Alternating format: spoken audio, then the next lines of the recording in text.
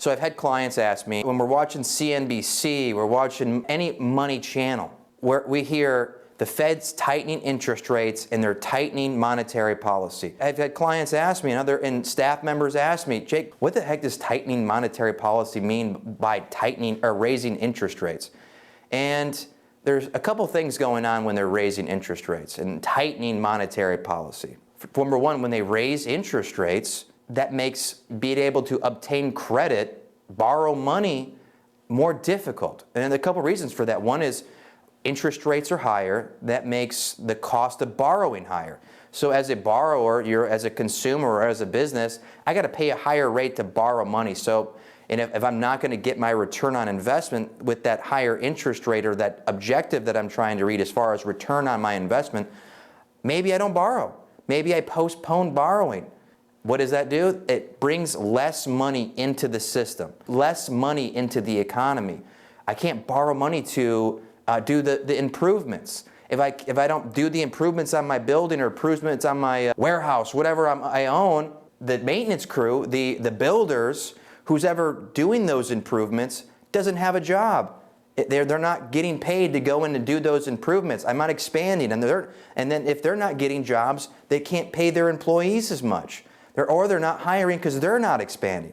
So that's one way. We're not getting credit in the system because borrowers don't borrow because the cost to borrow money is more expensive, and therefore I don't do it.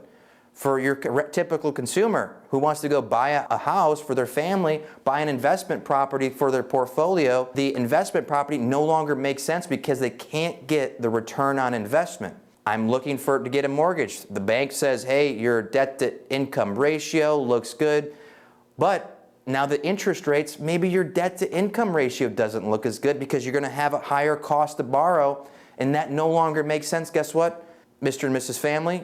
You can't get this 30-year mortgage on that house because your debt-to-income doesn't line anymore. The next thing, what raising interest rate does, it no longer makes sense for banks to borrow. Banks become less profitable, then they don't longer lend money. And the reason for that is how banks lend money is simple. I'm going to make this simple for you. They borrow on a short-term rate and they lend on a long-term rate. They borrow on the bank rate, which I don't want to complicate things by telling you the bank rate, so I'm going to give you another example to keep things nice and simple for you.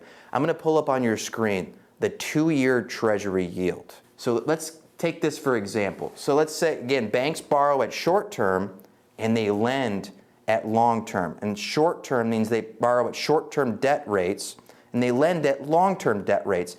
In a normal, healthy economy, normally long-term rates are higher than short-term rates. But what's going on right now? So that 2-year rate on your screen there, 4.793. If I was a bank and I'm borrowing on that 2-year rate, I have to pay that interest rate to whoever I borrowed that money from.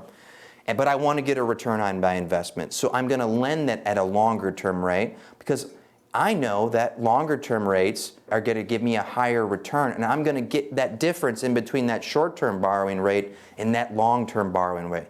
So let me show you the 30-year Treasury yield. What is going on with that? 4.246. So you see the problem.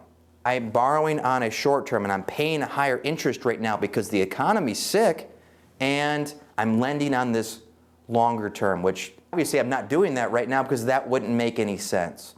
So that causes banks to not lend money because they can't make money. So you have the consumer, your businesses, who are the cost to borrow is too much.